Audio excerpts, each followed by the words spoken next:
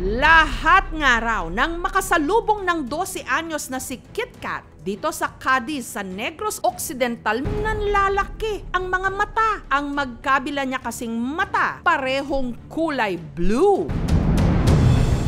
Foreigner daw ang anak ko, parang hindi sa akin, kakaibang mata niya. Yara ko, Barbie, kinakumpara tumanang akong mata sa ila. Color blue akong na mata. Pero dito talaga lumuwa ang aming mga mata. Hindi nag-iisa si KitKat na may blue eyes. Marami pala sa kanilang probinsya. Kahit wala naman daw silang dugong banyaga. Nagugulat talaga kami. Sa amin, mayroon palang blue eyes. Bakit nga ba asul ang kanilang mga mata? Para maliwanagan, walang kukurap. May mga Pilipinong ang mata blue, meron po niyan sa isang lugar sa Negros kahit wala naman silang dugong banyaga. Bakit kaya? Solong anak ng mag-asawang Tessie at Chris, si KitKat. Paniniwala nila ang bughaw na mata ng kanilang unika iha may dala rin daw na swerte. Since na dumating po siya sa buhay namin, pamumuhay po namin, hindi naman po kami nahihirapan. Marami kasi sa mga suki nila sa tindahan, tila nababato-balani raw sa mga mata ni KitKat. Parang hakot din po siya ng atensyon ng mga customer, kaya marami din pong bumibili po sa amin. Perfect vision naman daw ang mga mata ni KitKat. Hindi man nila alam kung ano ang sanhi nito. Isa naman ang malinaw kay Chris. Namana ito ni KitKat sa lolo ni Chris sa tuhod na si Saturnino. Nung pinanganak siya, ang una kong tinitingnan, hindi yung gender, yung mata niya. Kasi may duda na ako na baka blue ang iyang mata. Kasi ang papa ko po is blue ang mata. Katunayan, dito sa Sitio Bulon, Barangay Santa Cruz, Nuevo Negros Oriental, kung saan nakatira ang ilang mga kamag-anakan ni na KitKat, hindi ka raw mamamalik mata. Kung sa kalsada, may makita kang pare-parehong asul din ang mga mata. Sa generation namin, yung tatay ko, buo. Yun nga lang, ang iba, isang mata lang ang kulay asul. Gaya ng pinsan ni KitKat na si Hermie. Dahil daw sa kulay bughaw na kanang niyang mata, nakita niya ang kanyang forever. Patingin ko nga, nagustuhan niya yung mata ko kasi bakit napaibig niya sa akin. Minsan pag kami lang dalawa, tinitingnan ko yung mata niya. Niisip ko parang nagandahan ko sa mata niya. Hanggang taong 2009, nagkaanak sila ng misis niyang si Chona. Ang 14 anyos na ngayong si Charmy, na kaliwa niyang mata naman daw ang kulay bughaw. Natuwa din ako kasi nagmana din sa ama niya yung mata niya. Ang tiyahin ni Charmy na si Nikki, dahil daw sa asul na kanan niyang mata, madalas apple of the eye sa kanilang lugar. Nakamangha at maganda. Sila lang ang may nakikita kong may ganyan. Pag nakikita ko siya, parang nagniningning. Overwhelmed ganun. Kasi na-appreciate nila. Pero ang priority raw muna ni Nikki, ang kanyang kinabukasan. Lalo't sa susunod na buwan, magtatapos na siya sa kursong BS Computer Science. Sa ngayon po, yung goal ko po is pag-aaral muna. Kasi yung mga love life, nandyan lang naman yan. Kung si Nikki, asset ang tingin sa kanyang blue eyes, para naman sa pamangkin niyang si Joseph, tila may kaakibat daw itong sumpa. Dahil daw kasi sa kanyang kondisyon, madalas daw siyang minamata-mata. Minsan binubuli. Inan ko lang ang mura ko ng buta ba? Bulag. Pag binubuli nila ako, nanahimik na lang ako. Bagay na hindi raw nalalayo sa naranasan ng tiyahin ni Joseph na si Nori, na ang magkabilang mata kulay asul din. Kaya naman sa kanilang lugar, binansagan daw siyang Iming, short for Mingming. Mukha daw pusa, mga galaw ba, ang malikot. Sa mata ko lang naramdaman yung masasakit na salita sa mga tao. Ayoko nang mag-aral. Gayunman, hindi naman daw ito naging sagabal para si Iming makapagtrabaho bilang kasambahay. Feel na ako parang mas makakatulong siya sa akin. Gusto kong malaman kung bakit nagkaganito. Sa akin, kung papapiliin ako, mas gusto ko na lang maging black para maging normal lang. Para malinawan ang mga magkakamag-anak kung ano ang dahilan at bakit pare-parehong blue ang kanilang mga mata. Tinatignan namin sila sa isang ophthalmologist. Ang ganito raw kondisyon may kinalaman sa kanilang genes o lahi. Ang kondisyon nila ay tinatawag na heterochromia iridis. So dahil to sa kakulangan ng pigment na tinatawag na melanin. Kapag nagkukulang ng melanin, nagiging bluish yung appearance ng mata. This can be hereditary. Mas maigi na mapacheck din natin sila sa ibang specialist because may tinatawag na Waardenburg syndrome, nagkakaroon ng heterochromia iridis, nagkakaroon din ng sensory neural hearing loss. Simula pagkabata ko hanggang ngayon, normal lang talagang lahat. Sa tingin ko, ito yung mas nagpapaganda sa akin kasi nga gift to ni God at saka unique to. At iilan lang din kaming ganito. Ang tunay na kagandahan, wala sa kulay ng mata. Lalo pat bawat isa sa atin, may kanya-kanyang pamantayan kung ano ang maganda. Ika nga nila, beauty is in the eye of the beholder. Ang kanyang escort, walang iba kundi ang kanyang ama. Tahimik lang daw sila sa umpisa. Pero kahit hindi mo raw sila pilitin, aba, maaakit ka raw sa kanila dahil dito sa bayan ng San Narciso sa Zambales. Sila lang naman ang di umano pinaka-pretty na mga beshi. At magbabardagulan sila sa pagrampa sa parada dahil ang may pinakamagandang mukha ang mag-uuwi ng premyo sa Grand Sagala 2023. Ito ay isang highlights para sa upcoming event na Pride Month. Ang mapipiling Sagala po ay makakatanggap ng cash prize, tropeo. Kaya ang 24-year-old stunner na si Dada, itinodo ang paghahanda para maiuwi ang corona. Yun nga lang, hindi pa man nagsisimula ang paistaran, kabado 20 na siya na baka malotlot o matalo siya. Ilang araw kasi bago ang Sagala, si Dada ginost ng kanyang escort not once but twice. Exam po kasi namin nun. May biglaan pong demo namin sa subject po namin. Kaya ang naisip niyang gawing konsorte ang nag-iisang lalaki sa kanyang buhay, walang iba kundi ang kanyang ama, si Eddie Boy. Nagtanong ako kay mama kung pwede ba si Papa na yayain maging escort. G o game naman kaya? Yung alam ko po, joke lang po yun. Dahil nag-iisang anak, inasahan daw ni Eddie Boy na ang anak nilang si Daryl John ang magdadala ng kanilang apelyido. Actually, malit po siya, ma'am. Ang tingin ko sa lalaki. Pumunta po kami sa palengke po. Ano gusto mo dito, anak? Oh, ito gusto mo ba ito? Sabi ko na, Barbie. Iba po yung nadampot niya. Mali ka po. Ala, bakit ganito yung anak natin? Pabakla. Gusto niya lagi sumasali ng mga contest, sayaw. Minsan po, magdala ng ganyan lang ang lapad ng takong po. Doon siya sa state, rampa-rampa doon. Yung mga pamangkin kong maliliit, sinabihan niya na narinig ko na huwag kang tutulad kay kuya mo, Dada. Bading. Medyo nasad po ako. Dahil daw dito, lumayo ng kaunti ang loob niya sa kanyang ama. At sa kanyang pagdadalaga, si Daryl John naging si Dada. Okay na po din sa akin. Wala siyang ibigay sa akin na apo. Si Dada po, sapat na po sa amin. Kasi yun ang bigay sa amin ng Diyos. Si Dada hindi rin nakaligtas sa mapanghusgang lipunan. Pangalan po or nickname po ni Papa ko is Eddie Boy. Ang tawag naman po sa akin, Eddie Girl. Nakakainis. Pero hindi raw ito naging hadlang para ibandera niya ang tunay na siya. Sumali siya sa mga Sagala.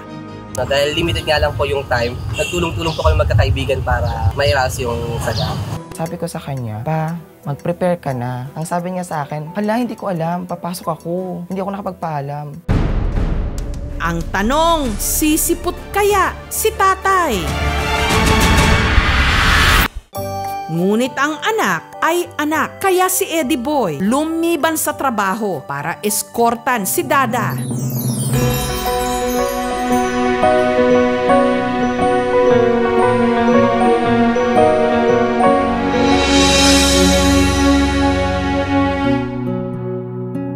Unexpected talaga, ma'am. Masaya po, sobrang saya. Ngayon lang po ako nakakita ng ang escort ng isang sagala na gay is yung po mismong tatay niya.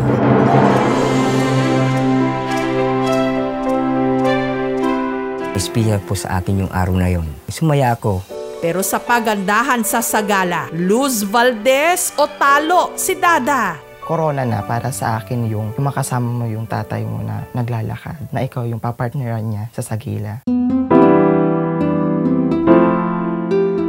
Hanggang malakas pa ako, hanggang mabubuhay pa kami kaming dalawa ng nanay niya.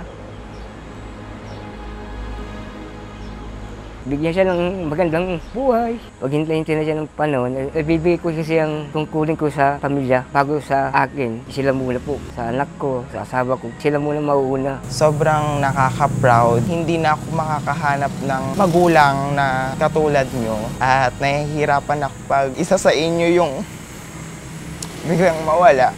Dahil nag-iisa ako.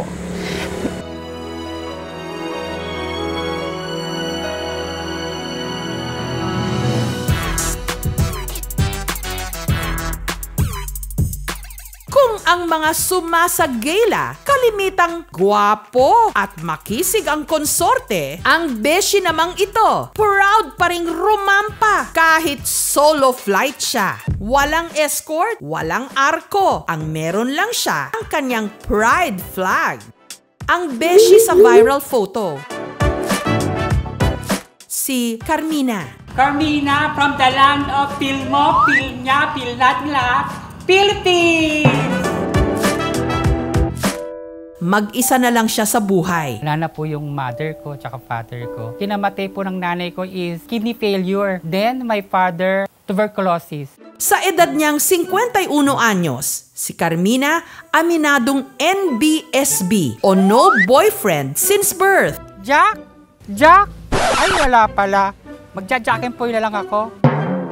Hindi ko pa po iniisip yung may kasama sa buhay. Nasanay na po sa pagiging independent. Pero makulay pa rin daw ang kanyang naging buhay. Lalo pat isa rin siyang make-up artist. At kada may pagkakataon, sumasali siya sa mga sagela. Feeling parang reyna, parang wala kang problema. Isa sa mga dinaluhan niya kamakailan, ang LGBT Grand Sagalahan sa Malabon, kung saan nalitratuhan siyang mag-isang rumarampa. Biglaan po yung event kaya meron o walang escort, basta matuloy lang po sa gala. Hindi ko po naisip malungkot po kasi po layunin ko lang po sa tao magbigay kasiyahan. Para kahit paano maiparanas kay Carmina ang kompletong sagela experience, narito ang mailap niyang konsorte na sa wakas abot kamay na niya. Gusto kita! Walang iba kundi ang aktor na love interest din ng karakter ng katukayo niyang si Carmina Villaruel, ang gumaganap na si Doc Carlos Benitez sa afternoon prime program ng GMA Network, ang Abot Kamay na Pangarap. Walang iba kundi ang aktor na si Allen Dizon. Ay! Sir Allen! Ang pogi!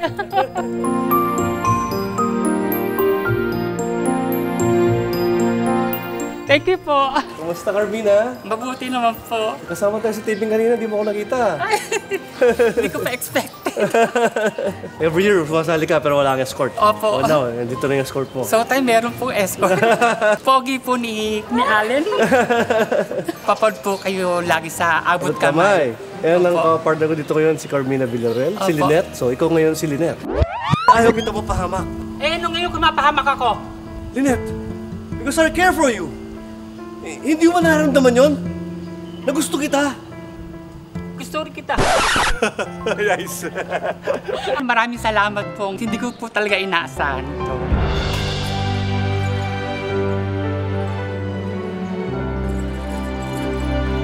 Sobrang saya ko po ngayon. Masaya po ako sa mini sa gala namin ngayong araw. Maraming salamat po at nakita ko po si Allen na naging escort ko po ngayon. Yung mga LGBTQIA+ Filipinos, usually sila yung nag-aayos ng mga arko, sila yung nagdanabit dun sa mga reyna, sila yung nagmi-make up sa kanila. Dito kasi sa Sagila, nabibigyan natin ng pagkakataon yung LGBTQIA+ Filipinos na hindi lang maging parte nung preparasyon, kundi talagang maging bahagi nung execution nito. A step further in terms of exhibit your faith to the religion. Pag Santa Cruzan, walang dinidiscriminate regardless of your gender. We have the belief na lahat tayo ay mga anak ng Diyos. Mahal tayo ng Diyos. Ang sagala ng mga LGBTQ, so long as it is done and practiced with certain awareness of faith, go ahead. No? Wag lang lumabas sa tinatawag nating tradition. Ngayong Pride Month, sabi nga ni Miss Universe, ating Catriona, raise your flag!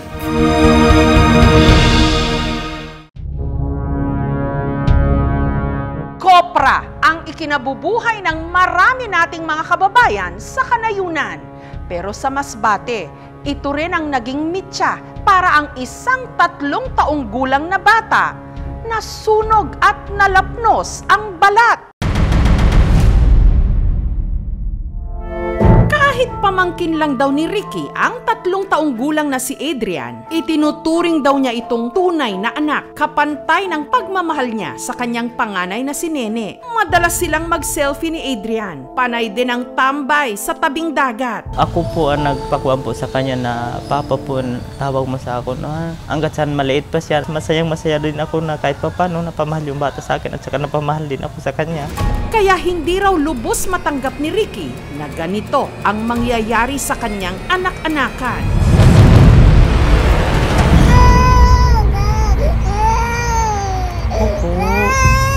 Ari lago. Ang bata, lapnos ang balat sa kamay, braso, tuhod at paa. Tad-tad din ang sugat pati na ang kanyang mukha. Pag nakikita ko siya, napapayak na lang po ako sa kanya. Palagi na nasabi siya sa akin, yakap, mampa, yakap. Oh. Si Adrian kasi,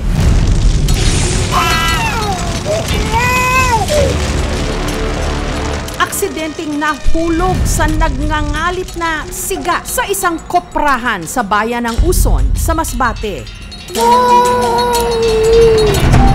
June 3, araw ng Sabado, isinama raw si Adrian sa koprahan ni Ricky. Sana naiwan na ako, sana hindi nangyari to.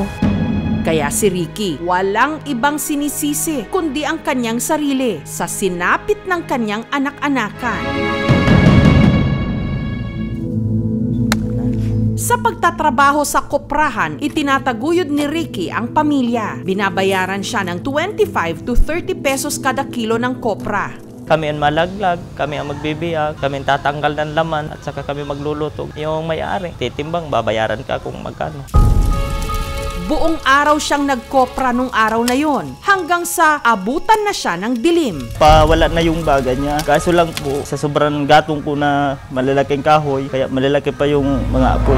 Dahil malayo ang kanilang bahay at kailangang bantayan ng kopra, napagdesisyonan ni Ricky na sa kubo na lang magpalipas ng magdamag kahit wala ritong kuryente. Sabi kami matulog. Sabi ko sa kanya, diyan ka muna dahil gising Sabi niya, opo. Nung papunta pa lang siya sa CR, parang apoy na gumapang ang kaba kay Ricky nung nakarinig siya ng iyak. Hindi ko naman makakalain na tatayo pala yun. Yun, hinanap pala ko yun. Yun, narinig ko yung sigaw niya sa akin. Pa, napasok daw siya Yun na.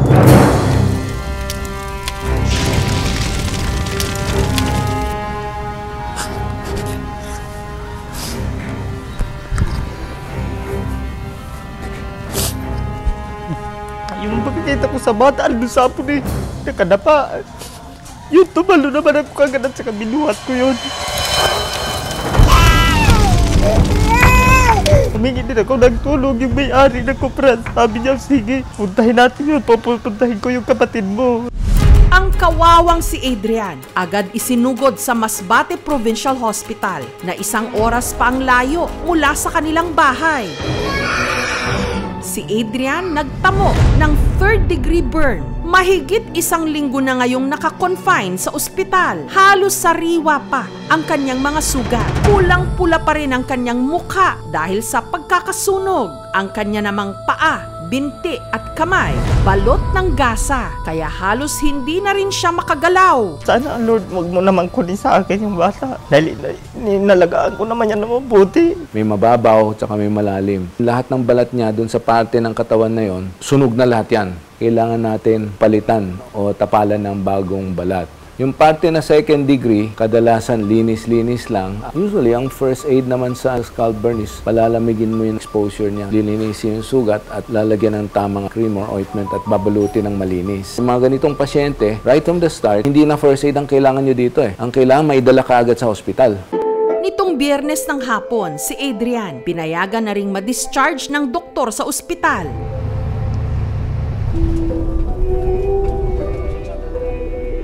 Sa biyahe, halos hindi siya bumitaw sa kanyang Papa Ricky. Nakaangat din ang 2 kamay ni Adrian para hindi masagi ng diapers. Ang problema, no? Uli na kita sa bukid. Wait lang. Nagaliso man ka, paano man ina?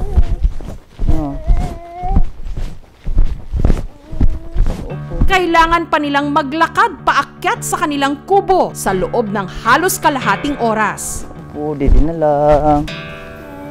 Opo.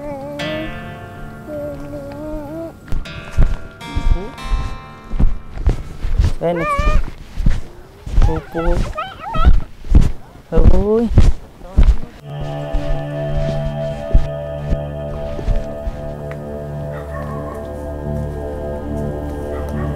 Opo. Pinapikin na kami.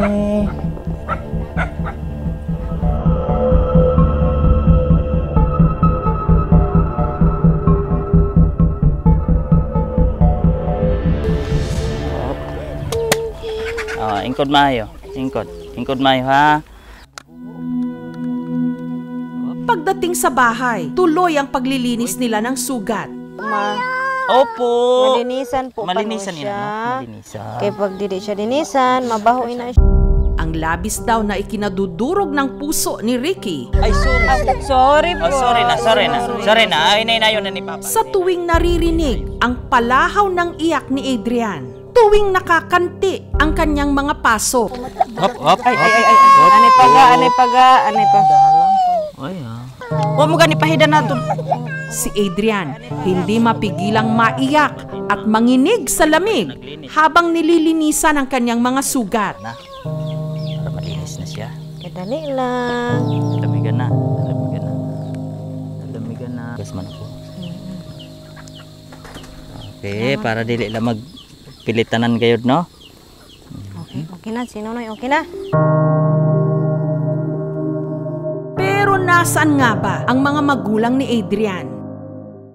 Kapatid ni Ricky ang nanay ni Adrian na si Annalyn. Nung nagtrabaho si Annalyn sa Maynila, ipinagkatiwala niya ang nooy 2 buwan pa lang na si Adrian. Kuya, pwede ba ako niyo alagaan yung bata? Manarabaho muna ako. Sabi ko, sige, parang problema. Napapaiyak nga yung mama niya. Sabi ko, hindi naman, lalapit naman yan sa'yo. Yung anak ko, andun po sa kay mama niya. Andun po sa Pangasinan po, nagbakasyon. Gusto naman sana ng misis ko, isama niyan si Andrian, kaso ayaw talaga. Gusto niya talaga sa akin. Minsan po, pagka halimbawa wala siyang maiwanan, doon sa amin, pagka aalis nga po siya, tinatawag siya at ayaw niya pa iwan sa amin.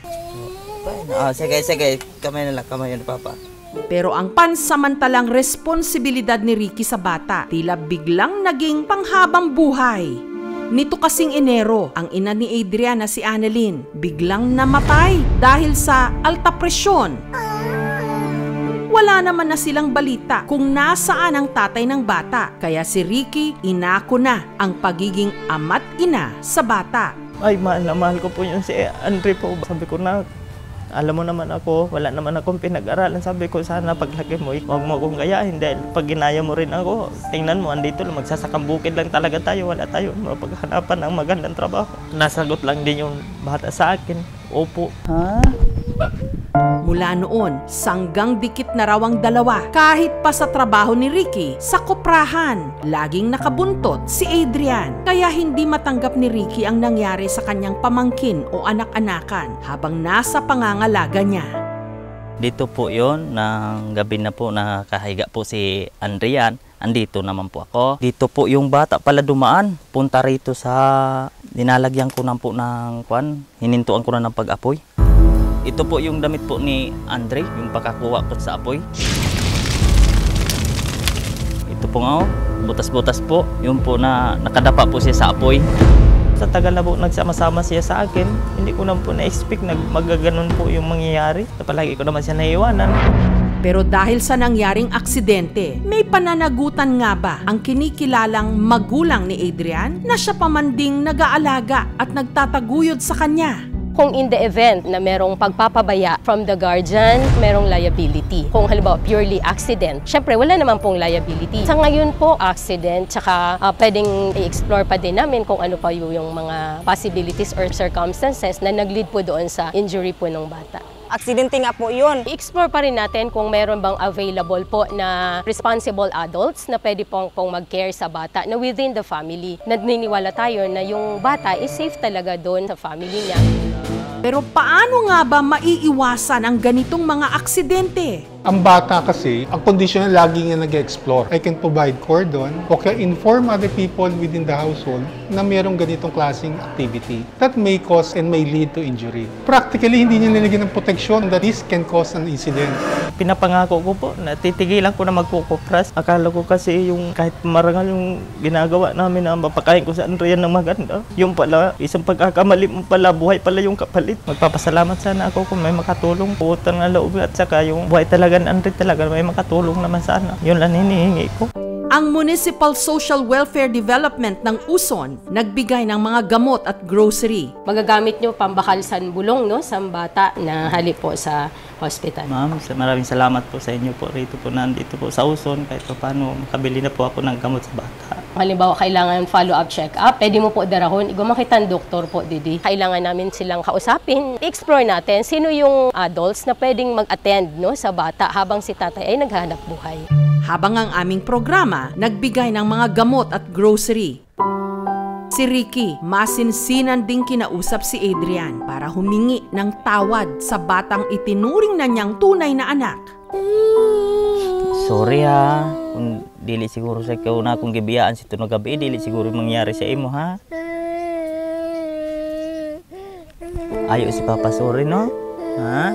Kung di ka na biyaan ni Papa dito sa imong higdaan, di ka siguro makakadto. Paano mas Papa nagkataon la masiyar si Papa pano? No?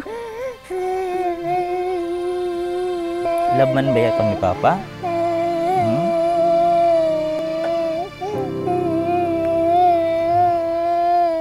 Ang mga bata, lalo na yung mga halos wala pang muang, dapat halos 24 oras na tinututukan dahil malingat lang tayong sandali. Ayaw man natin o sa hindi, pwedeng may mangyaring aksidente.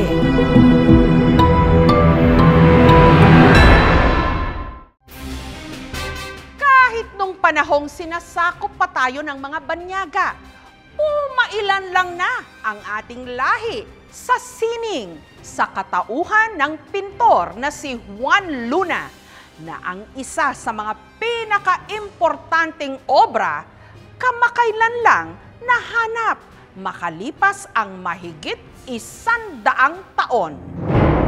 Isa na ito marahil sa pinakatanyag at pinakanatatanging likhang sining sa buong Pilipinas. Ang higanteng painting na matatagpuan sa pambansang museo na may sukat na 4x7 meters. Nagwagi ng gold medal sa Exposición de Bellas Artes sa Madrid taong 1884, ang tinaguriang the greatest work of the greatest Filipino artist of the 19th century. Ang Spoliarium. Likha ng revolusyonaryo at pintor na si Juan Luna. Mga natalo lang naman niya, sila Antonio de Green, siya lang naman yung instructor ni Pablo Picasso, at yung isa pang Spanish painter na si Jose Moreno Cabonero. So talagang isang napakalaking honor para sa Pilipinas ang manalo ang isang Indio laban sa mga Kastila at Europeyong sumali sa patimpalak. Ang Spoliarium, isa lang sa tinatayang 400 likha ng dakilang Pilipinong pintor. Pero alam nyo ba na meron pa raw isang painting si Juan Luna na sinasabing hinigitan pa ang Spoliarium pagdating sa pagkilalang natanggap? Nanalo noon ding 1800s sa art competition sa Paris, na noon siyang itinuturing na parang Olympics ng visual arts. Pero ang obrang yun ni Juan Luna, mahigit 100 taon nang hindi nakikita o nawawala. June 9, narito po tayo sa Ayala Museum. Meron tayong malalaman after more than 100 years na ngayon lang nila sasabihin. Makalipas kasi ang mahigit 100 taon, ang sinasabing long-lost painting ng dakilang Pilipinong pintor na halos kasing tanda ng ating kasarinlan o kalayaan, natagpuan na at naibalik pa sa Pilipinas, sabay ng 125th celebration ng Philippine Independence Day. It's a painting that I thought was either lost or destroyed during the war. Kasi maraming painting si Lunang nasira nung gera. Tapos bigla makikita mo, ito na. Anong obra maestra ito? Paano ba ito nawala at nabawi? Ano ang ikukwento nito sa kasaysayan ng ating lahi? Ano ang nangyari sa nawawalang obra maestra ni Juan Luna?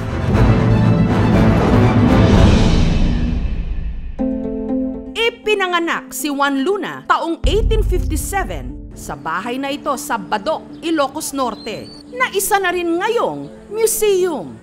Sa kasaysayan, 2 bayani ang galing sa angkan ng mga Luna. Ang Army General na namuno ng hukbo noong panahon ng mga Kastila, pati na ng mga Amerikano dito sa Pilipinas, na si Antonio Luna. At ang mas nakatatandang si Juan na isa namang pintor. Sa labas ng bahay, nakatindig ang kanilang mga rebulto. Si Antonio may hawak na espada. Si Juan naman, paintbrush. Welcome po sa Museo ni Juan at Antonio Luna. Mga lumang gamit ni Juan Luna ang nasa unang palapag. Ang uniforme na to ay nadisenyo ni Luna ayon na rin sa kahilingan ng kanyang kapatid na General Antonio Luna. Habang gamit naman ni Antonio ang nasa second floor. Narito rin ang nasa 20 obra ng dakilang Pilipinong pintor. Pero replika na lang daw ang mga ito. Gaya ng Pacto de Sangre o Blood Compact na iginuhit taong 1886. Ang original nito nasa Malacanang. Ginawa niyang modelo dito sa pintas si Dr. Jose Rizal. Si Luna perfectionist. Ayaw niya ng malikot. He will take a picture first and then yung picture yung gagamitin niya para maganda yung canvas na lalabas. Ilocano si Juan Luna, no? So ang mga Ilocano, kilala yan sa pagiging matipid. Kaya lahat ng mga bisita niyang mga Pilipino, ni-take niya yun as opportunity para gawin silang model sa canvases. At ang The Parisian Life na nilikha naman ni Juan Luna taong 1892. May lihim palang mensahe si Juan Luna po rito. Ito po yung mapa po natin ng Pilipinas, pero babaliktarin ko po siya. So ihahambing natin ngayon sa babaeng nakaupo sa sopa. Ang 3 lalaki na nandito sa may kanang bahagi ng pinta, mga Pilipino ilustrados pala mga to. Mga bayanin natin, si Dr. Jose Rizal, si Juan Luna, at saka si Dr. Ariston Bautista Lin, na parang pinag-uusapan ang kalagayan ng Pilipinas na kung saan ang Pilipinas ay inaabuso during that time. Sobrang mahal po ang isang Luna na pinta. Original kasing masterpiece ni Luna. Kung hindi nasa mga pribadong kolektor, nasa kustudiya na ng gobyerno. Ang Spoliarium, nasa National Museum. Ang The Parisian Life, 2002 nung nabili ng GSIS. At ang Blood Compact nga na nasa Malacanang na.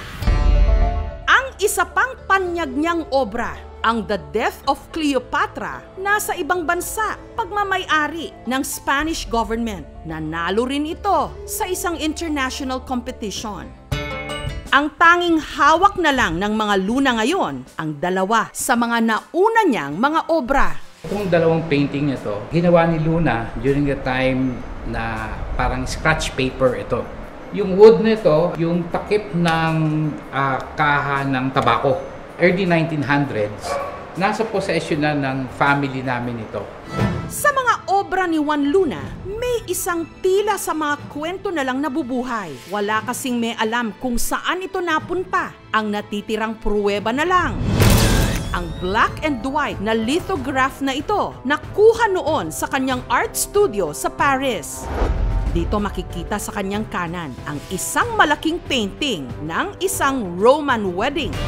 Ang obra na ito tinawag na Imen o Imene. Maaring ipinintaraw ito ni Juan Luna mula 1886 hanggang 1887 matapos silang ikasal ng kanyang asawa na si Paz Pardo de Tavera. Kung kitang-kitang dugot pawis ang inilaan sa mga painting ni Juan Luna, lalo na ang spoliarium, pati ang kanyang personal na buhay na pintahan din ng dugo.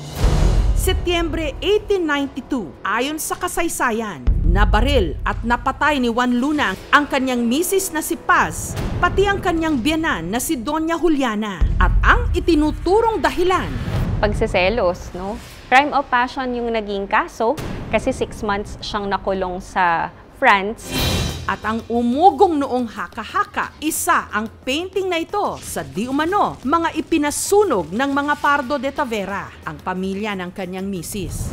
Gayunman, hindi kumbinsido ang ilang mga kolektor, lalo pat may mga nagsasabing pirmi itong bit-bit ni Juan Luna sa kanyang mga biyahe.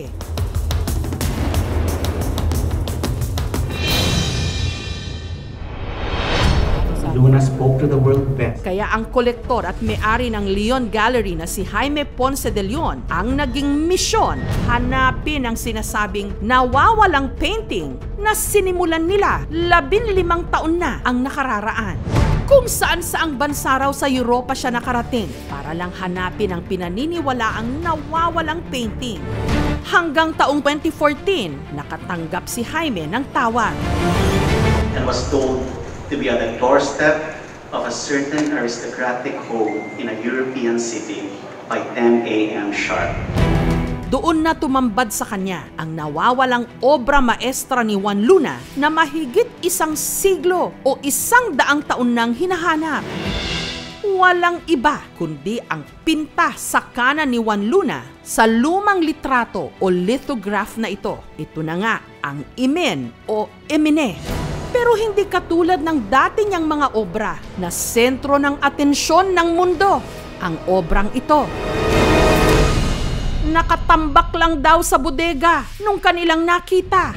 Ilang taon daw yan nakabodega lang in its crate, di ba? Ang bumili nga, parang sabi ko, ni hindi mo binuksan, kung pinadala pala sa'yo, walang laman. It was all trust. Matapos ang mahaba-habang negosasyon, naiuwi rin sa wakas ito ni Jaime sa Pilipinas. Hanggang sa taong ito at sa kauna-unahang pagkakataon, ipapakita na ito sa publiko dito sa Ayala Museum. Ito na yung big reveal. Makikita na natin yung painting ni Juan Luna na mahigit 100 taong nawawala. Nahanap na nila. Siyang may-ari, si Mr. Ponce.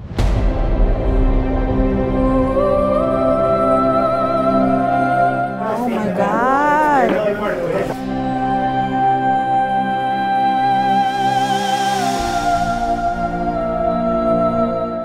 Anong naramdaman ko nung nakita ko itong painting ni Juan Luna na missing for more than 100 years? Makapanindig balahibo po.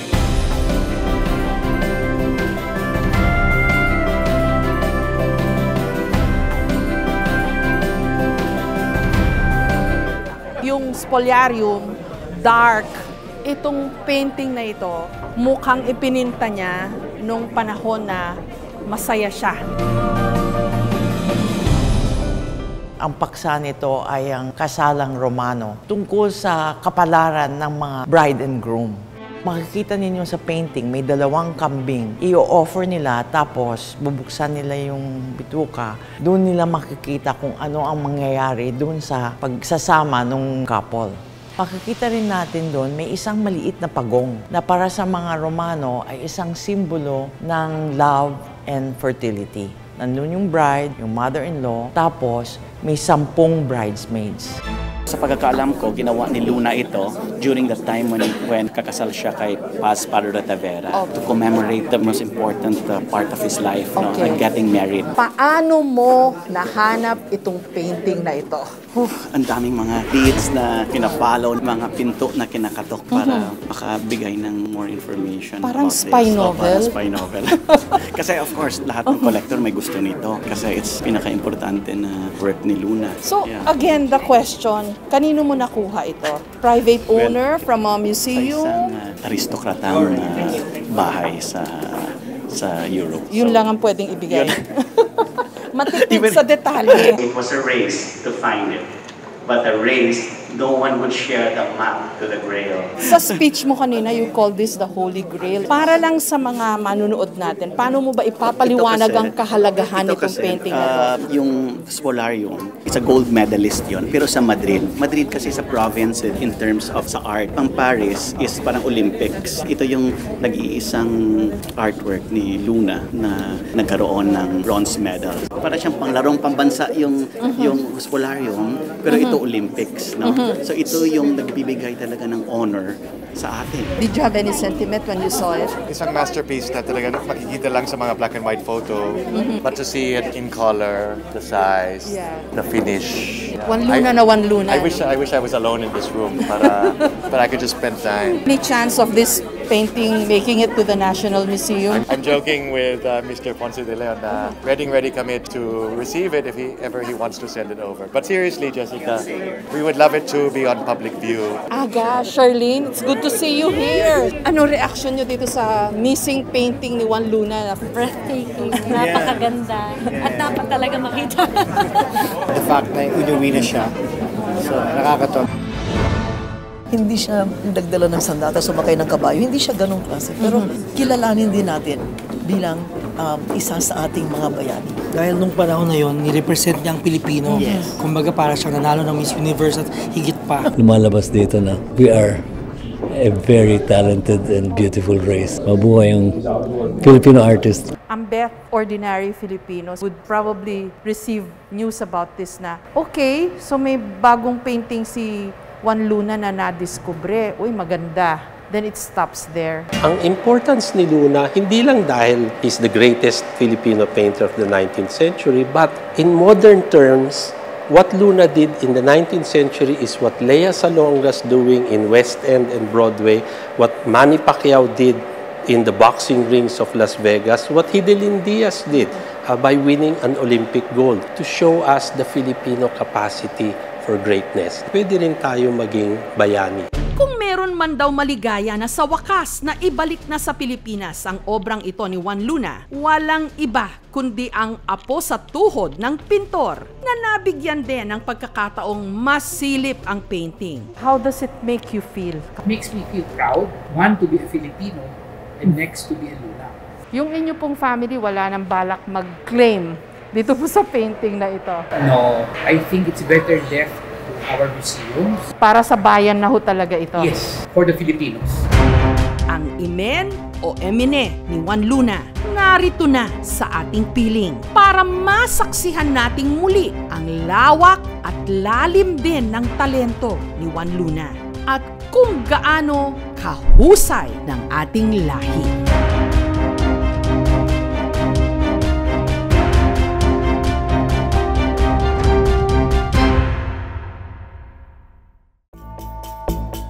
Ang singilan ngayon ng utang tila umabot na sa sukdulan. Hindi na lang sa pamagitan ng panghaharas sa text o tawag. Sa lahat daw ng i-deliver na parcel o package sa ginang na itago natin sa pangalang Maria. Dito raw siya muntik atakihin sa puso sa takot. Padalhan ka ka ba naman ang korona ng patay? Rekta sa inyong bahay, kahit na ikay buhay na buhay. Kinakalabutan po at nahihiya po akong sobrang dami po ng tao dito sa amin. Habang si alias Cherry, nawindang din nung isang araw, may kumatok sa kanilang bahay. Para hatiran naman siya ng kabaong. Ako po yung nagbukas ng pinto pagkasabi ko is kukunin daw yung bangkay ko. Hindi raw ito prank na pwede na lang basta-basta tawanan o ipagkibit balikat lang dahil matinding trauma raw ang iniwan nito sa kanila. Ang kanilang hinala, isa itong pambabanta na may kinalaman sa kanilang utang. Sabi ng agent sa akin, hintayin mo yung ipapadala ko sa'yo. Malakas ang suspecha ng mga biktima. Padala ito ng pinagkakautangan nilang OLA o Online Lending Apps. Kung dati kasi nabalita na ang paraan ng paniningil ng mga ito idinadaan sa text o tawag, ngayon patay raw ang mga hindi nakakapagbayad dahil ibabaon kanila sa matinding kahihiyan sa pamamagitan ng korona ng patay pati ataol. Nagsimula raw ang lahat ng walang panggasto si Maria nung siya'y nasesaryan sa panganganak. Kaya nangutang siya sa OLA ng halagang 3,000 pesos. Pero 1,400 pesos lang daw ang nakuha niya. Hindi ko naman po akalain na masisisaryan ako. Nakita ko po sa newsfeed, madali lang pala umutang dito. Nag-install lang daw si Maria ng app. Nagpadala ng selfie at litrato ng kanyang mga valid ID. At hininga ng permiso na ma-access ng agent ang ilang mga pribadong impormasyon sa kanyang smartphone gaya ng call logs, contact list, messages, gallery at social media accounts. Wala pa raw isang oras, approved agad ang kanyang loan at ang pera instant ding na-transfer sa kanyang electronic o mobile wallet. Yun nga lang, di umano, clickbait o patibong pala ito. Pagka-click mo na po, 7 days lang pala, yun, nagkabaon-baon na po ako. Dahil sa takot na maharas ng mga agent tuwing sila'y naniningil, napilitan daw siyang mangutang sa iba pang online lending app. At ang perang mauutang niya rito ang ipambabayad sa nauna niyang loan. Sa ngayon po, nasa 20 po mahigit. Wala na po akong pang-extension, pambayad. Dami ko na pong natatanggap na harassment. Dito na raw siya sinimulang ipinahiya ng agent. Nag-text pa sa asawa ko na magbayad siya ng utang niya. Kung hindi magbayad, idadamay ka namin. Idadamay namin pamilya mo. Nag-message siya sa akin na hintayin mo yung ipapadala ko sa'yo.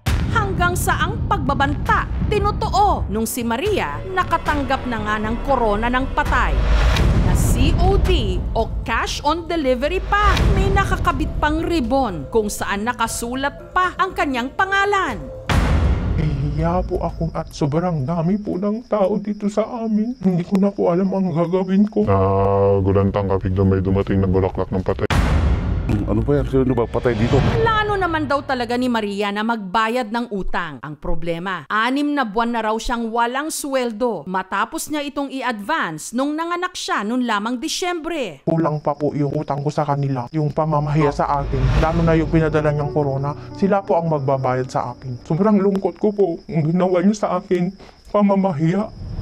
Ang call center employee naman na si Cherry, hindi niya tunay na pangalan, minsan ding nagipit matapos maospital ang kanyang ama. Humingi ng saklolo sa online lending apps. Naging malaki yung bill namin sa ospital, umabot ng 150,000. Dahil sa kagipitan, pumasok po ko sa online lending. Si Cherry, naengganyo rin daw kasi sa terms and conditions na ipinangako raw nito. 0 interest, walang guarantor. Umutang si Cherry ng 2,000 pesos na kailangan daw niyang bayaran sa loob lang ng 1 linggo. Pero halos wala na raw natira sa laki ng kinaltas. May management fee pala. Pero wala ka na pong magagawa kasi once na-click mo po yung okay, matatransfer na kaagad yung pera sa e-wallet mo. Pag lumagpas ka ng 7 araw, tumutubo po siya ng halos 1,000 sa isang araw. Tapal-tapal din daw ang naging diskarte ni Cherry para mabayaran ang una niyang atraso. At kung susumahin, ang utang niya ngayon umabot na ng 50,000 pesos. Hanggang sa nagsimula na nga rin siyang makatanggap ng death threats. Tandaan mo, walang nakukulong sa utang pero may namamatay. Natakot talaga ako. Naging paranoid na ako pag may nagtitext or tumatawag sa akin. At tila lumevel up pa raw ang pangaharas ng mga ito. Nung si Cherry, katukin na ng magpo-funeral service. Tiga dito ba si Cherry? Kukunin namin yung bangkay niya. May nag-order daw po ng kabaong. Ano to? Si Cherry, tinawagan ang nagpa-deliver ng kabaong. Ikaw ba si Cherry? Sabi ko, ako nga po. Tapos sabi niya, magbayad ka sa utang mo. Isang buwan akong hindi nakakatulog ng maayos. Hindi na rin ako masyadong naglalabas kasi inisip ko na yung takot ko na sinasabi na 10,000 lang daw yung ulo ko.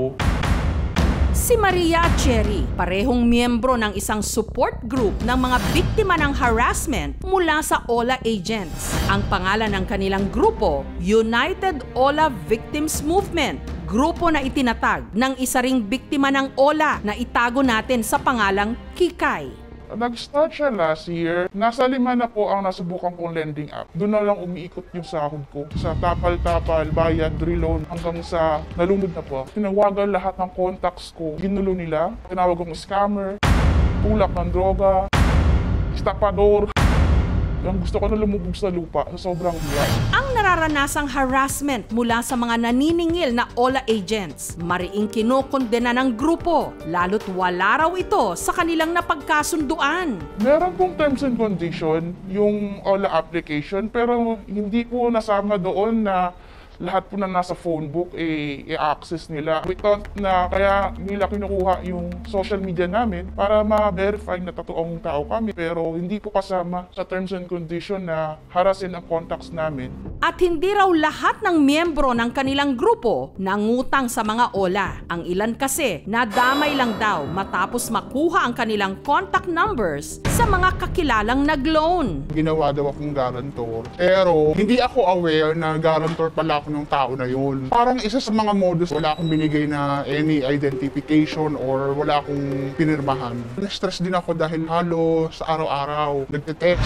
Bukod sa pagpapadala ng korona ng patay at ataol sa mga hindi makabayad ng utang, di umano, gumagawa rin daw ang OLA agents ng GC o group chat kung saan ipinapahiya ang hindi makabayad nilang mga miyembro.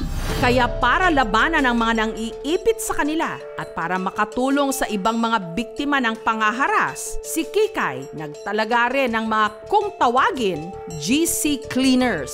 Sila po ang nagtatanggol kay victim doon sa GC at pinapaliwanag ko ano ang nangyari. Kinakalabutan po at nahihiya po ako at sobrang dami po ng tao dito sa amin. Samantala, para matrace ang OLA agent na nagpadala sa kanya ng korona ng patay, si Maria tinunto ng flower shop na naghatid ng bulaklak. Pinadala ko ng korona ng patay, sinundan namin yung tricycle. Hanggang sa nahanap niya ang mismong tindahan, kilala at maituturo kaya nila ang OLA na nanghaharas kay Maria. Hello, magandang hapon. Ay, yes po.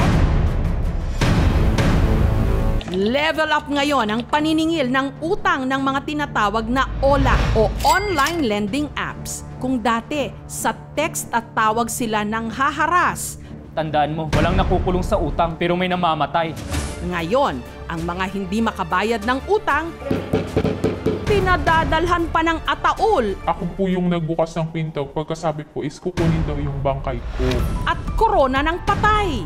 Kinakalabutan po at nahihiya po ako at sobrang dami po ng tao dito sa amin. Sa pag-asang matunto ng OLA agent na nangharas at nagpadala sa kanya ng bulaklak, tinunto ni Maria ang mismong flower shop at dito nahanap nila ang tindahan na mismong inordera ng bulaklak ng patay. Patay kayo! Heto na, si Maria. Hello, magandang hapon. Ay, yes po. Naalala mo pa ba ako? Ay, opo ate, ikaw pala yung pinadalhan ng bulaklak. Nagtitext pa ba sa'yo yung umorder sa'yo ng korona ng patay? Wala na po eh. Kung gusto mo ate, pwede natin tawagan. Pero ayon sa staff ng flower shop, dahil COD o cash on delivery na rekta sa umutang ang address, wala raw silang paraan para matunton ang kinaroroonan ng nagpa-deliver ng mga bulaklak. Maging silang araw, biktima lang din daw ng fake booking. Nagulat po ako nung binalik po ng rider ko po yung bulaklak. At sinabi po na buhay nga po yung binigyan. Wala po kaming kinalaman sa nangyari po. Biktima lang din po kami.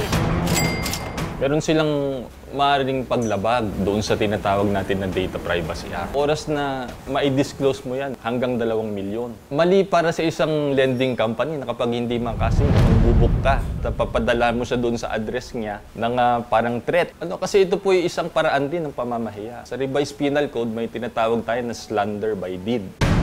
Pag nangongolekta kasi yung mga agents nila, they result into harassing people, which falls under sa Securities and Exchange Commission. Sila ang nag-run after dito sa mga tao na to dahil pumapasok sila sa unfair debt collection practices. Kung matino yung nagpapautang, normally SEC-registered yan. Pinatupad po ng SEC, effective interest rate na 15% per month for certain types of loans. Ito lang po yung polisiya na inilabas po ng gobyerno na patungkol, specific lang po, doon sa mga unsecured loans, 10,000 and below na may tenor po ng 4 months. Ang pangungutang, responsibilidad yan. At kailangan nating bayaran. You need to be trustworthy. And that's exactly the rule of the financial industry. Start prioritizing yung mga needs talaga. Hindi yung umutang ka dahil pinambahid mo lang rin ng utang. Patuloy ang koordinasyon natin sa PNP, sa SEC para tulong-tulong kami sa pag-solve sa ganitong problema. Dapat po pag nagigipit, huwag po muna mangutang agad-agad. Dapat mas humanap ako ng mas legitimate na mga company na mahihiraman. Kahit kailan po ayaw ko na pong mangutang at ganyan lang din pala. Kaya focus ko na lang po ang aking trabaho at ang pamilya ko. Marami ang kapag nagigipit sa pangungutang kumakapit. Pero klaruhin lang din natin na ang utang dapat bayaran. Sa mga pinagkakautangan naman, maging makatao sa paniningil, yung naaayon sa batas. Hindi kailangang daanin sa pananakot o pamamahiya.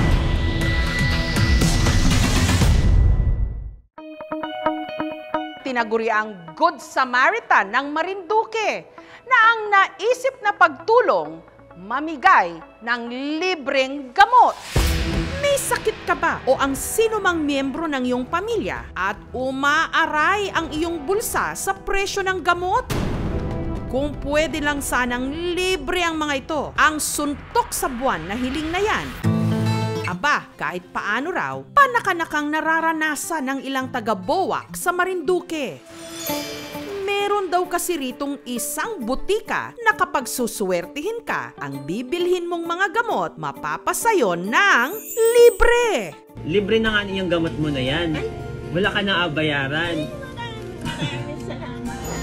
Sa katunayan, ang manikurista na si Malu nakalibre na raw sa butikang ito nung bumili siya ng gamot para sa may sakit niyang pamangkin noon. First time po yun, mga 2018. Meron siyang tonsil. Pera ko po, parang worth 200. Binigay niya po lahat sa akin yung gamot. Tita, kumpleto na po yan, pati antibiotic para agad siyang gumaling. Yung pong natipid namin, nakabili po siya ng gamit sa school. Wala ka na abayaran? Bakit po? Libre na po yan para gumaling ka na. Ang Good Samaritan na namimigay ng gamot, walang iba kundi ang mismong pharmacist ng butika at ngayoy content creator na si Archie. Okay na yan, wag mo nang bayaran. Wag mo nang bayaran. Maraming salamat. Pero bakit at paano niya ito nagagawa? Gayong hindi naman daw kalakihan ang kanyang sweldo sa butika. Let me explain. Libre na nga niyan. Masaya po ako na nakakatulong po ako sa mga kapwa ko Marinduqueño kasi sino ba naman din naman po yung magtutulungan kundi kami-kami din lamang. Kwento ni Archie, simple lang naman daw ang kanyang basihan kung sino ang hindi pagbabayari ng gamot. May pamasahe ka pa eh.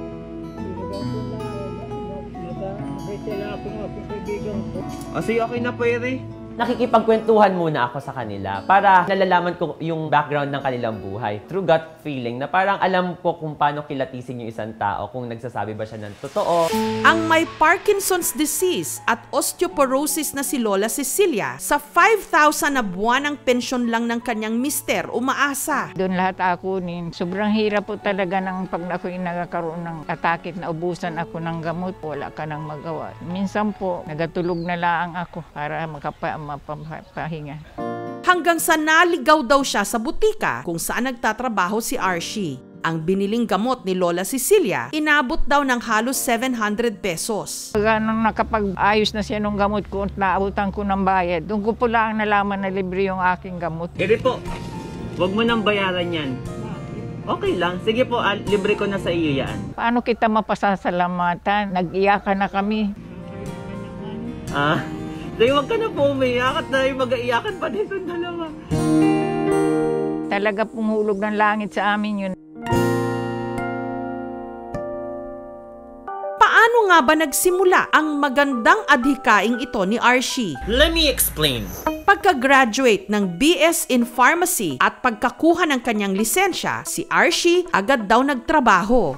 Pero dahil may sarili naman daw butika ang kanilang pamilya sa Marinduque, o aming kabutikahan, at licensed pharmacist din ang kanilang ina, dito na lang daw siya pumasok. Nasipon siya masakit yung ulo. Ito na lang po. Paano po may paracetamol na ere? Ang kanyang buwanang sweldo, 15,000 pesos na may kasama ring benefits. After graduating po, nag-apply ako sa isang government hospital dito sa Quezon City. While waiting for my application, umuwi muna ako sa Marinduque para tulungan yung nanay ko. Na-enjoy ko na yung buhay sa probinsya, yung hawak mo yung oras mo. Ano bang magandang inuming gamot para mabawasan ng iyong mga pimples? Una nang nakilala si Archie sa paggawa ng mga educational video tungkol sa mga gamot na ipinopost niya sa TikTok. Kami po mga pharmacists, pwede talaga kaming legally magbigay ng mga ganong information, basta bawal lang po kami mag-diagnose at mag-prescribe ng gamot. Hanggang isang araw, nagulat na lang daw siya nung may magpadala sa kanya ng donasyon. Noong 2021, maraming tao yung nagpo-post sa mga QR code nila. So sabi ko, ba't hindi ko din lang naman itry for katuwaan lang? Hindi ko naman in-expect na talaga may magsisend ng pera noong time na yun. And I think nakalikom na ako ng about 3,000 to 4,000 pesos. Try kong ilibre ng gamot yung mga tao, tapos titingnan ko kung ano yung magiging reaction nila. Ganyan na po yan, huwag mo na pong bayaran. Okay, para at least gumaling ka na. Fortunately naman, pag-upload ko ng video, maraming natuwa dun sa ginawa ko. Kasi siguro nakita nila yung pagiging genuine nung action. Saan ka po nakuha ng pambili ng gamot? Yan ay, ayun sa senior ko ba? Kakuha ko ng 1.5 hindi na makabili ng pagkain. Nakita raw kasi ni Archie kung gaano kahirap ang ilan nating mga kababayan na makabili ng gamot. Libre na nga iyong gamot mo na yan. Wala ka na bayaran. At dahil hindi naman daw lahat ng kanyang natutulungan, naka-video, naglalabas din daw si Archie ng kanyang financial report. Ito po yung ilan sa mga taong natulungan ninyo. For transparency, masarap po sa pakiramdam na nakakatulong ka, lalo na kapag deserving talaga yung tao na tulungan mo. Masaya po ako doon sa ganung ginagawa niya kasi bihira po yung tumutulong sa tao na may kapalit. At sa linggong ito, si Archie, hindi lang sa kanilang probinsya ng Marinduque magbabahagi ng libreng gamot. Lumuwas kasi siya ng Maynila para dito naman mamigay ng good vibes. So let's go! Kumomisyon siya kasama ang aming team ng isang butika na malapit sa isang pampublikong ospital kung saan niya gagawin ang kanyang sorpresa. Saan kaya ito? Etong mga gamot mo ngayon, libre na siya. Wala ka nang babayaran. Pharmacist at content creator na si Archie namimigay ng libreng gamot sa mga kababayan niya sa Boac, Marinduque. Libre na nga iyong gamot mo na yan. Wala ka na bayaran. Pero sa linggong ito, lumuwas ng Maynila si Archie para dito naman mamigay ng libreng gamot. Hey guys! Nandito tayo ngayon sa Maynila at may kinuntsaba kaming isang butika para mamimigay tayo ng mga libreng gamot sa mga taong hindi afford makabili ng mga gamot nila. Kinuntsaba niya kasama ang aming team ang isang butika na malapit sa isang pampublikong ospital. Saan galing yung ano nyo? Yung budget nyo? SWD? Dahil naman, nalaman ko na galing pa sa medical assistant yung inyong pinambili, wala na kayong babayaran. Oh! Oo! Wala siya? No problem po. Na-touch ako. Pwede araw-araw. Putulan ng daliri. Kailan po naputulan? Ngayon lang. Lahat, naabuti ng 1,395. Ilan po ba yung budget nyo? Hindi ko alam kung aabot. Etong mga gamot mo ngayon, libre na siya. Wala ka nang babayaran. Parang naluluha ka naman. Ang bait ni sir. Hindi ko expect may ganun. Gusto natin, mapalaki pa natin yung coverage ng ganitong advocacy. Pero ang hindi alam ni Archie, meron din kaming inihandang sorpresa para sa kanya. Ang ilan kasi sa mga natulungan niya sa mga nakalipas na taon, pati na ang ilan niyang mga tagahanga, merong espesyal na mensahe para sa kanya. Malaking bagay yung pagbibigay mo ng mga gamot. Pagpatuloy niya lang lahat ng ginagawa niya. Sana ay marami pa siyang matulungan. Proud kami sa iyo dito sa aming barangay. Archie, hindi ko malilimutan ang tulong mo sa amin. Habang buhay ako, ipagdarasal ko na lamang ikaw. Naiyak na manok. Thank you po sa lahat ng mga taong naniniwala sa akin. Kung hindi naman po dahil sa inyo, hindi ko po magagawa yung mga ganitong advocacy. Huwag mo nang bayaran yan.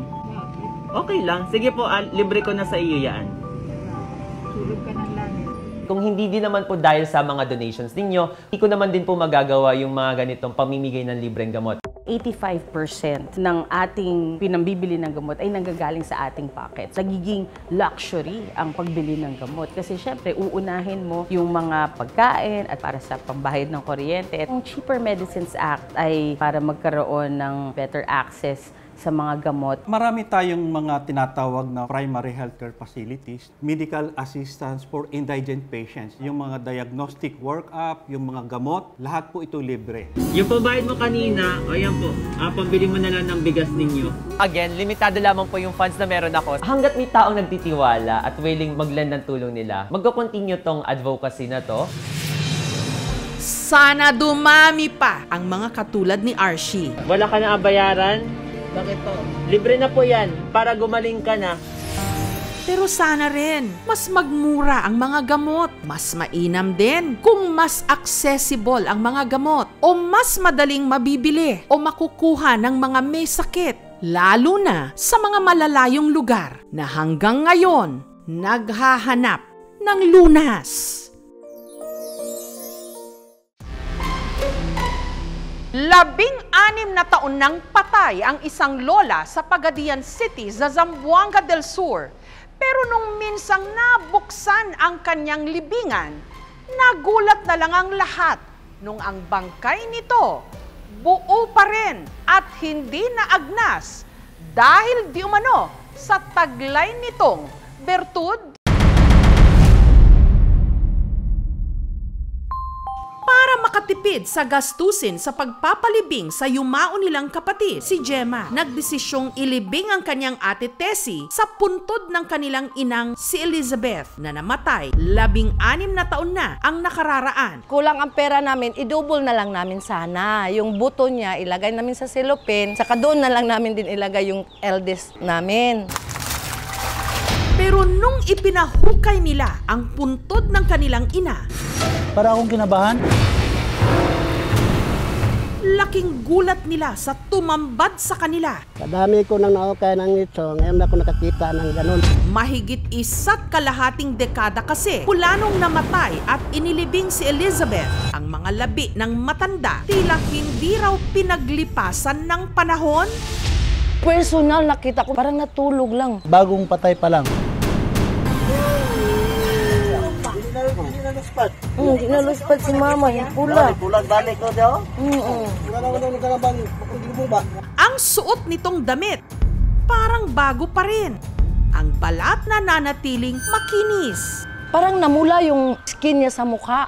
At ang labis nilang ipinagtataka, kahit 1 dekada na itong patay, parang tinubuan pa raw ito ng puting buhok. Yung buhok niya tumubo ng 1 inch. Mayroon talaga, mga siguro mga 50 pesos lang. Ganun dito. Si Gemma, isang beautician, sigurado raw na si Lola Elizabeth walang puting buhok ng kanilang inilibing. Imposible talaga na may puting buhok tumubo. Yung hair niya na white hair, before siya nawala, kami nagtina. Hindi ako makapaniwala. Parang himala yata yun. Siguro, mayroon siyang anting-anting. Paanong nangyari na ang bangkay ni Elizabeth? Parang hindi naaagnas. May kinalaman nga kaya rito ang isang bagay na gusto raw ipasa ng matanda bago ito tuluyang namatay. Bago siya mamatay, paulit-ulit niyang sinabi na sa Bisaya, dawatan na ninyo, kay Gikapoy na ko gusto na kumupahuway. Tanggapin niyo na to, gusto ko na mamahinga. Pagod na ako. Ano kaya ito?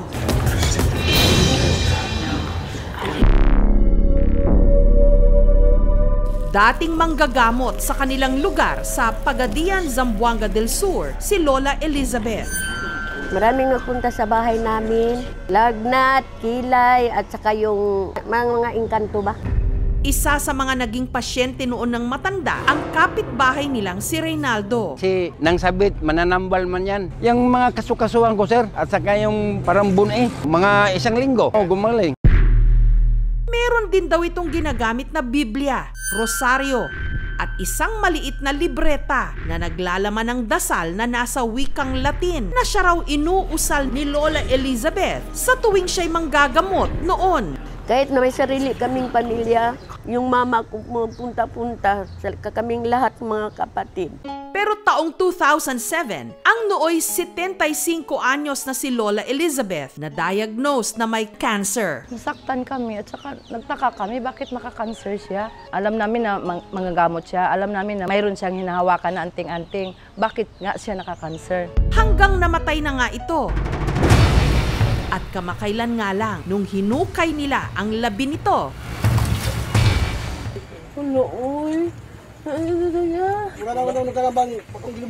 Nakita nilang parang natutulog lang ang matanda kahit taong 2007 pa ito namatay.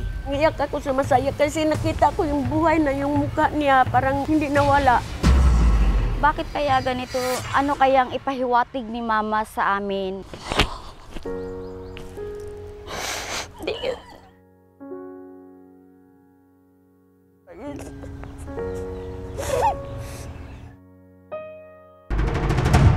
Dahil dito, may ibang naniniwala na di umano, posibleng milagroso ang bangkay. Panaginip ako. Ang sabi ng tiyahin ko doon sa panaginip ko, tanggalin na yan si Mama sa kabaong.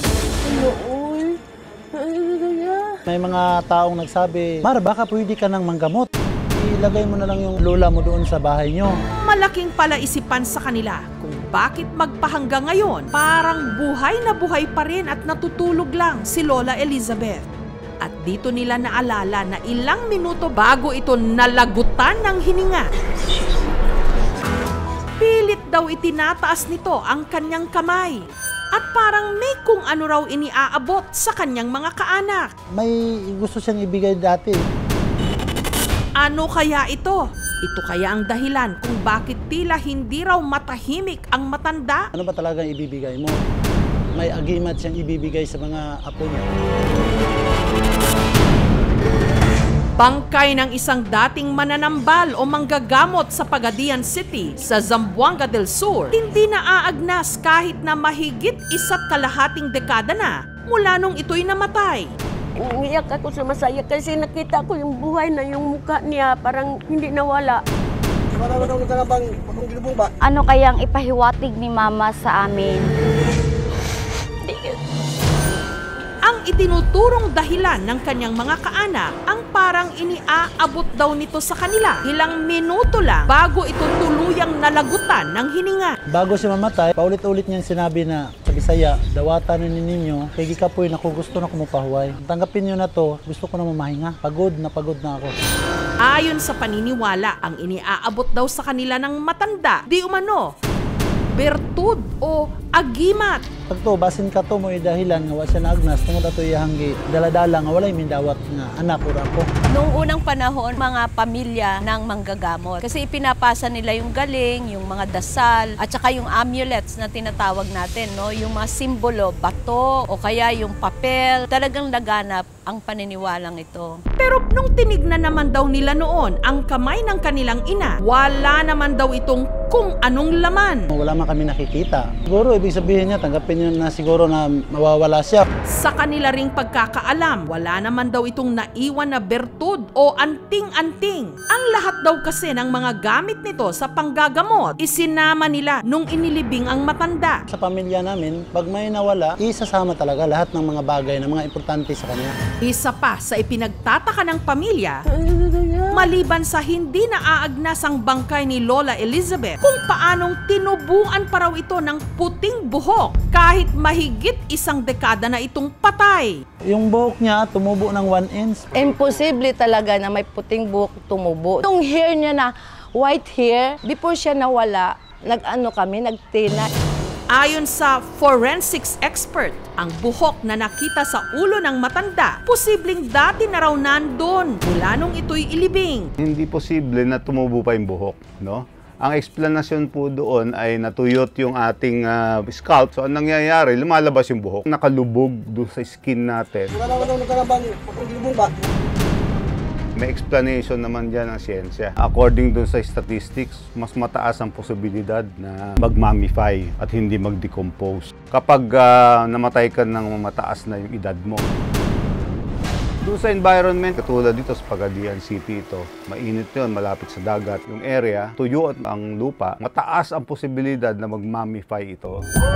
May mga taong nagsabi, Mar, baka pwede ka nang manggamot. Ilagay mo na lang yung lola mo doon sa bahay nyo. Kawawa naman yung mama ko, madisturbo siya. Gusto na lang namin na magpahinga na lang siya ng gano'n. Kaya nitong Huwebes, kasabay ng libing ng magkakapatid sa kanilang ate Tessie, ang nicho ni Lola Elizabeth, muli na nilang tinakpan. Tahimik na itong pinabayaang mahimlay. Sabi ko, ma, magkita na kayo ng ate ko. Diyan ka na lang, ma. Huwag ka na lang mag-ano sa amin. Ang alaala ng ating mga yumao, kailanman hindi maililibing sa hukay. Thank you so much mga kapuso. Kung nagustuhan niyo po ang videong ito, subscribe na sa GMA Public Affairs YouTube channel. Don't forget to hit the bell button for our latest updates.